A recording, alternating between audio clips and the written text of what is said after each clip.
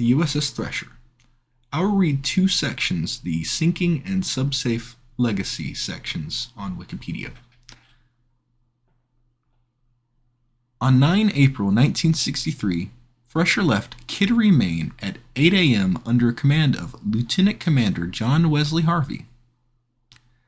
She met with the submarine rescue ship Skylark at 11 a.m. to begin her initial post-overhaul dive trials in an area 190 nautical miles east of Cape Cod, Massachusetts. That afternoon, Thresher conducted an initial trim dive test, surfaced, then performed a second dive to half of her 1,300-foot test depth. Thresher had been to her test depth about 40 times before entering the shipyard in late 1962. She remained submerged overnight and re-established underwater communications with the Skylark at 6:30 a.m. on 10 April to commence deep dive trials. Following standard practice, Thresher slowly dived deeper as she traveled in circles under the Skylark to remain within communications distance, pausing every 100 feet of depth to check the integrity of all systems. As Thresher neared her test depth, Skylark received garbled communications over underwater telephone indicating minor difficulties have positive up angle, attempting to blow. And then, a final even more garbled message that included the number 900.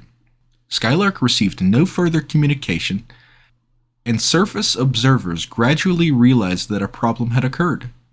By mid-afternoon, 15 Navy ships were en route to the search area. At 6:30 p.m., the commander of Subforce Atlantic sent word to Portsmouth Naval Shipyard to begin notifying the crew's family members, starting with Commander Harvey's wife, Irene, that the Thresher was missing. Chief of Naval Operations Admiral George W. Anderson, Jr.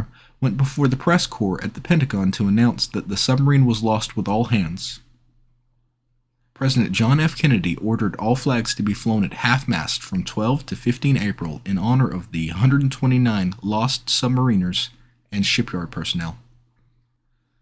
When the Court of Inquiry delivered its final report, it recommended that the Navy implement a more rigorous program of design review and safety inspections during construction. That program launched in December 1963 and was known as SubSafe. From 1915 to 1963, the U.S. Navy lost a total of 16 submarines to non-combat accidents.